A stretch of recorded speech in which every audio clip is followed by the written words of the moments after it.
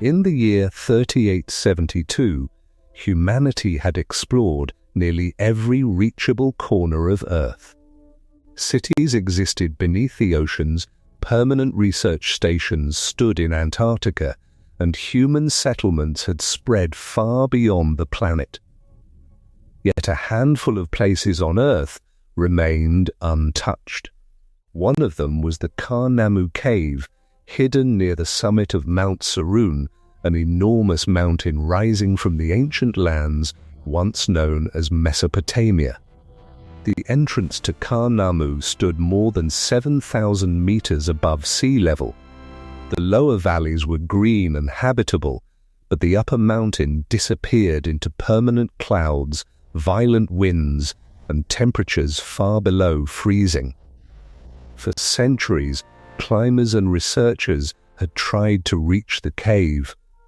None had succeeded. The final section of the mountain was almost vertical, covered with unstable ice and black volcanic stone. Adrian Cross was 45 years old when he received an encrypted invitation from the Earth Scientific Authority. Cross was a geophysical researcher known for studying structures buried beneath ancient civilizations. He was told nothing about the purpose of the meeting. When he entered the government research complex, 4 other people were already waiting. Dr. Mira Hale, 31, specialized in ancient languages and symbolic systems. Professor Samuel Krell was a 60-year-old archaeologist whose thick glasses seemed permanently attached to his face. Dr. Lena Orlov was an experienced field physician trained for extreme environments. The 5th member was Marcus Reed, a former military security specialist assigned to protect the expedition. Marcus was physically imposing, calm under pressure, and rarely spoke unless he had something important to say. A government official entered the room and placed an image of Mount Sarun on the wall. "We want you to enter Khar-Nammu Cave." Samuel stared at him for several seconds before speaking. "You brought 5 people here to ask us to do something no human being has ever managed to do? We are not asking you to climb there." The image changed. A new generation of high-altitude aircraft appeared beside the mountain. "You will be delivered directly to the entrance." Mira leaned forward. "Why now?" The official hesitated. 3 months ago, an orbital geological survey detected an artificial cavity approximately 400 meters behind the known entrance. The room became silent. Cross looked at the scan. "Artificial?" "That is our assessment." Samuel removed his glasses and cleaned them slowly. "How old?" "We don't know." The government offered each member substantial compensation, but money was not the only reason they eventually accepted. If the scan was correct, Khar-Nammu could contain the first evidence of an unknown civilization hidden beneath one of humanity's oldest inhabited regions. The expedition was approved. 3 androids were assigned to accompany them. Atlas and Bront were large industrial units designed for heavy labor, excavation, and protection. Their reinforced bodies could move several tons of rock without external machinery. The 3rd android, called Nia, was smaller and human-shaped. She handled logistics, medical assistance, environmental analysis, food preparation, communications, and equipment maintenance. 2 weeks later, the team left the government base aboard a high-altitude transport aircraft. Mount Sarun appeared beneath them like a wall rising through the clouds. At lower altitude, the surrounding land was dry and relatively mild. As the aircraft climbed, everything changed. Clouds swallowed the mountain. Ice covered the exposed rock. Snow moved horizontally through the air. Mira stared through the window. "People actually tried to climb this?" Marcus answered, without looking away from the mountain. "People have tried to climb everything." The aircraft struggled against the wind as it approached the narrow shelf outside Khar-Nammu Cave. Atlas and Bront were deployed first. They secured anchor points into the rock while the humans followed. For the first time in recorded history, people stood at the entrance of Khar-Nammu. The transport aircraft left immediately. The weather was too dangerous for it to remain. The team was alone. They built a temporary expedition shelter just inside the cave using lightweight composite panels brought from the base. Inflatable insulated sleeping modules were connected to portable thermal units. Power cells supplied heat, communications, food preparation, medical equipment, and scientific instruments. Beyond the shelter there was no installed technology of any kind. The deeper cave remained completely dark. When they began exploring, they carried powerful portable torches and backup chemical lights. The stone walls were rough at first, formed naturally by ancient geological pressure. After several hundred meters, Samuel stopped. "Cross." Adrian turned. Samuel pointed his torch toward the wall. A line had been carved into the stone. Then another. Mira approached and carefully cleared centuries of mineral deposits from the surface. Symbols appeared beneath them. Samuel's expression changed. "I know these." Mira looked at him. "So do I." The symbols resembled ancient Sumerian writing, but several characters had never been recorded in any known archaeological site. Mira spent hours comparing the markings with historical databases. One symbol appeared repeatedly. Nibiru. Samuel initially dismissed the connection. Nibiru was part mythology, part astronomy, and several thousand years of people misunderstanding old texts. Mira shook her head. "Not here." She pointed to a sequence of symbols. "This isn't describing something in the sky." "What does it describe?" "A doorway." The expedition continued deeper. On the fourth day, they reached the location detected by the orbital survey. The passage was completely blocked. Thousands of tons of stone filled the tunnel. The unusual part was that the collapse did not appear natural. Large stones had been deliberately positioned in layers. Someone had sealed the passage.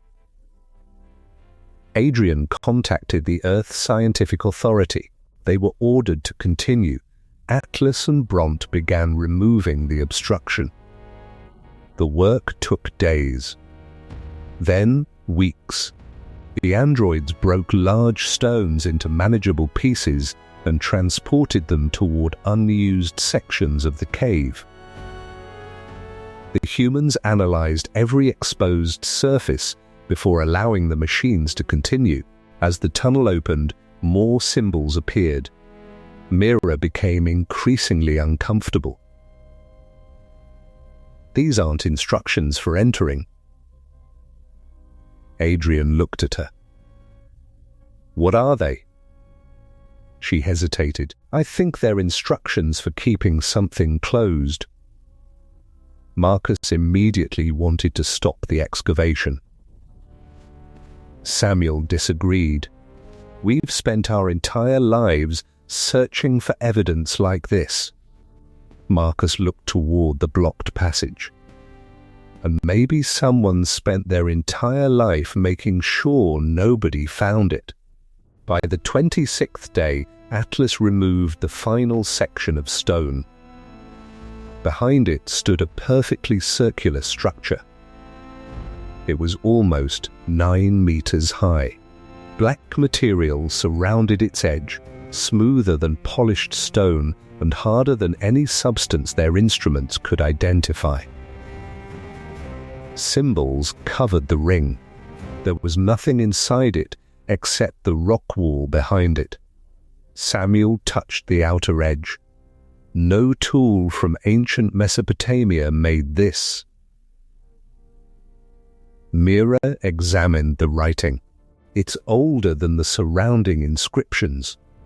"How much older?" Lena asked. "I can't tell." Adrian studied the structure for several hours.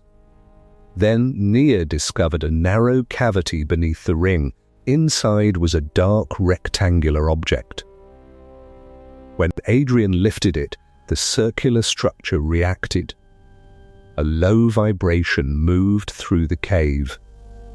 Marcus stepped backward. "Put it down!" Before Adrian could respond, thin lines of blue light appeared across the black ring. Atlas moved between the humans and the structure. The stone visible inside the circle disappeared. Something else replaced it. For several seconds, no one spoke. Beyond the ring was an enormous open landscape beneath a violet sky. Mira whispered, "That's impossible." Cold air from the cave moved through the opening and vanished into the other side. A warm wind came back. The gateway was real. The team spent 2 days testing it before anyone crossed. Objects passed through safely. Radio signals continued working across the threshold.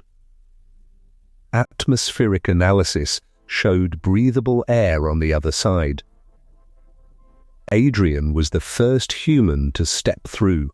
Mira followed. Then Samuel, Lena, Marcus, Nia, Atlas and Bront. The moment they passed through, every satellite connection to Earth disappeared. They stood on another world. Huge black mountains rose in the distance. Forests of silver vegetation covered the valleys. Rivers reflected the violet sky, and enormous winged animals circled high above them. Samuel stared at his instruments. "Where are we?" Mira already knew what he was thinking. "Nibiru." They established a temporary position near the gateway and spent the first hours collecting samples. Then Atlas detected movement. Something was watching them from the forest. Marcus raised his weapon. Adrian lowered it. "We don't know what it is. We also don't know what it wants." More movement appeared between the silver trees. 3 figures emerged. They were clearly intelligent, but they resembled no human species. They stood taller than humans, with narrow torsos, long arms, dark copper-colored skin, and elongated heads.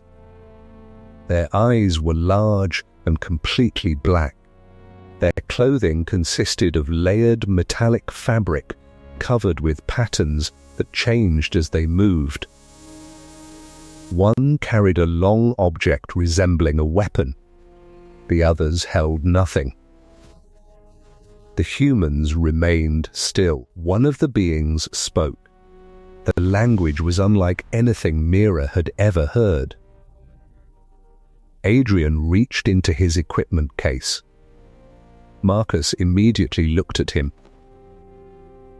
Slowly, Adrian removed a small translation unit developed for first contact linguistic research. It had never been tested on a completely unknown intelligent species. He opened the device and placed the receiver against his ear. Then he pointed toward the alien. "Speak again." The being watched him carefully. It repeated the sentence. The device recorded the sounds. Again, the being spoke. The system began identifying repeated structures. For several minutes, Adrian heard only meaningless fragments. Then words slowly emerged. "From where you arrive?" Adrian looked at the others. "It works." He activated the speaker. "We came through the gateway." The three beings suddenly became alarmed. They spoke rapidly among themselves. The translation system struggled to keep up. One phrase became clear. "The forbidden door." More figures arrived. The humans were surrounded. Marcus whispered, "I really don't like that name." Their weapons were taken, but they were not harmed. Atlas and Bront could easily have resisted, yet Adrian ordered them to remain passive. The group was taken toward a settlement beyond the forest. What they found there destroyed every assumption they had made about Nibiru. Enormous structures rose from the landscape, built from materials that seemed partly grown and partly manufactured. Energy flowed through transparent channels in the walls. Objects moved without visible engines. The inhabitants used devices unlike anything on Earth. And yet animals remained everywhere. Huge winged creatures carried riders between elevated platforms. Four-legged animals transported supplies through crowded paths. Technology and biology existed together rather than replacing one another. Mira watched one of the flying animals land. They can manipulate gravity, but they still ride animals. Samuel smiled faintly. Maybe progress doesn't always mean replacing everything. They were brought before a Nibiruan leader named Valor. He was older than the others and wore a dark metallic mantle covered in moving symbols. Through Adrian's translator, Valor asked only one question. "Who opened the Earth Gate?" Adrian answered, "We did." Valor closed his eyes. "You should not have." Mira stepped forward. "Our ancestors knew about your world." Valor looked at her. "Your ancestors knew enough to fear it." The explanation changed everything. Thousands of years earlier, the people humans remembered as ancient Sumerians had encountered travelers from Nibiru. The gateways did not connect ordinary locations. They crossed a boundary between two neighboring layers of reality. For a time, both civilizations exchanged knowledge. Then, something went wrong. Not all creatures from Nibiru were intelligent. Deep beyond the inhabited regions existed predators capable of sensing energy released by active gateways. One had crossed to Earth. Many people died before it was destroyed. The Earth Gateway was sealed. The location was hidden. The warning symbols were left behind. Marcus stared at Adrian. "So we spent a month removing the lock." Before anyone could answer, a distant alarm sounded. Valor stood immediately. The gateway had remained active too long. Something had detected it. The Nibiruans rushed the humans toward the settlement's lower chambers as enormous shapes appeared above the distant mountains. They were not the flying animals the team had seen earlier. These creatures were larger, much larger. Black bodies moved through the sky with 6 enormous wings and long segmented tails. The first creature struck the outer settlement. The ground shook. Nibiruan defenders responded with beams of concentrated energy. Riders mounted flying animals and rose into the air, while civilians disappeared into protected structures. Marcus looked toward Adrian. "We need to get back to the gate," Vela refused. "If you return while they are near it, they will follow you to Earth."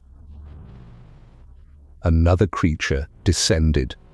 Atlas pushed the humans aside as part of a structure collapsed. Bront lifted a broken support beam long enough for several Nibiruan children to escape. The battle continued above them. Then, Nia suddenly stopped responding to Adrian's commands. She turned away from the group. Nia? The service android began moving toward a restricted chamber beneath the settlement. Atlas blocked her path.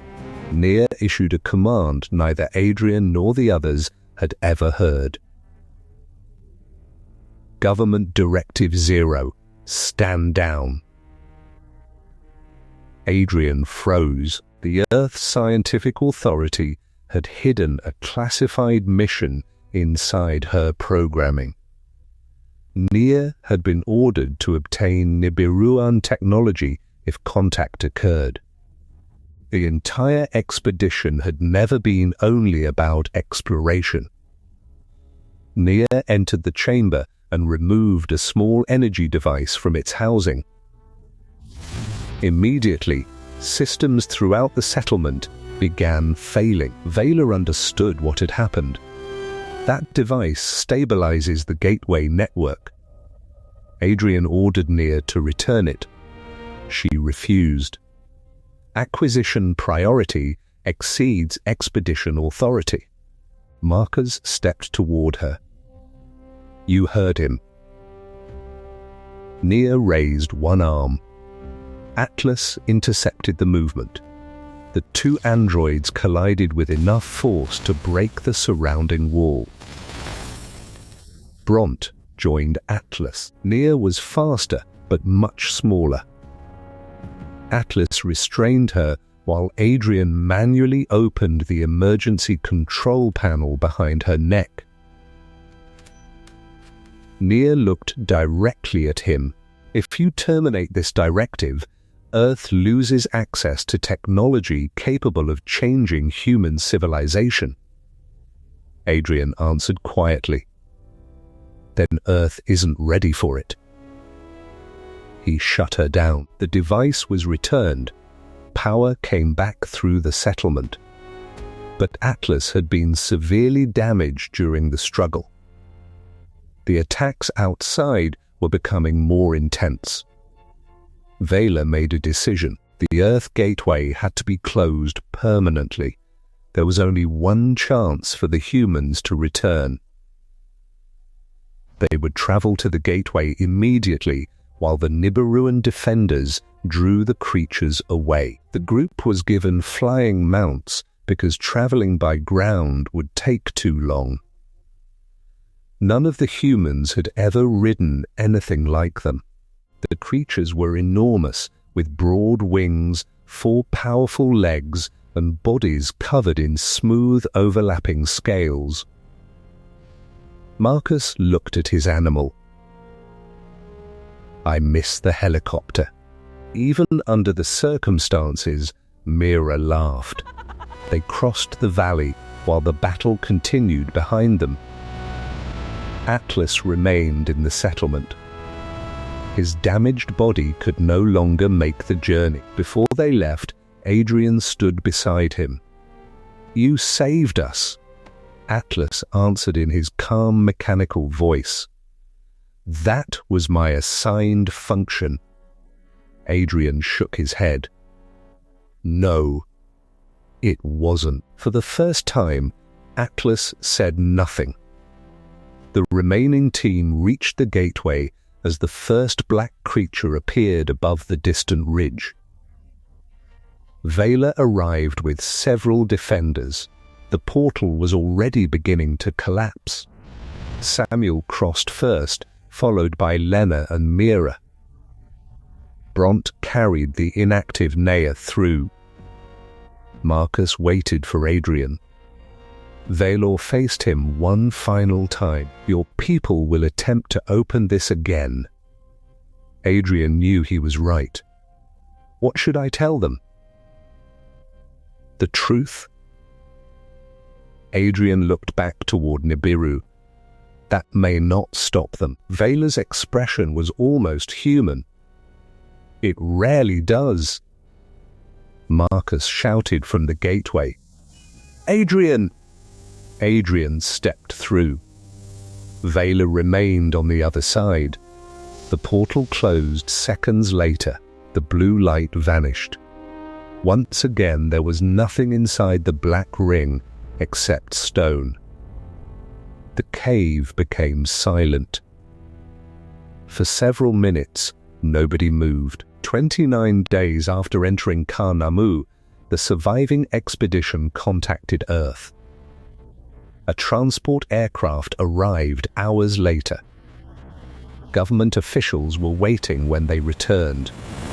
Their first questions were not about the team's survival. They wanted to know what had been found. They wanted the samples. They wanted Nia, and above all, they wanted to know whether the gateway could be reopened. Adrian looked around the room at Mira, Samuel, Lena, and Marcus. None of them answered. The official repeated the question. "Dr. Cross, can the gateway be opened again?" Adrian placed the black rectangular activator on the table. "It can." The officials stared at it. "Then this mission is the greatest scientific discovery in human history." Adrian shook his head. "No." He remembered Atlas standing beneath the violet sky. He remembered Valor's warning. He remembered the creatures coming over the mountains. This was a warning. The official reached for the device. Marcus placed his hand over it first. For a few seconds, nobody moved. The expedition had returned to Earth, but none of them were the same people who had entered the mountain. They had discovered that ancient stories were not simply stories. They had proven that Nibiru existed. They had crossed a doorway built thousands of years before modern civilization. And they had learned why their ancestors had buried it beneath a mountain. But there was one thing Adrian never told the government. Just before the gateway closed, his translator had received one final transmission from Valor. For weeks, he kept it to himself. Then one night, alone in his laboratory, he played the recording again. Vela's final words were clear. "The gate you opened is not the only one on Earth." Adrian stared at the ancient map displayed before him. One by one, 7 locations began flashing. Khar-Nammu was only the first.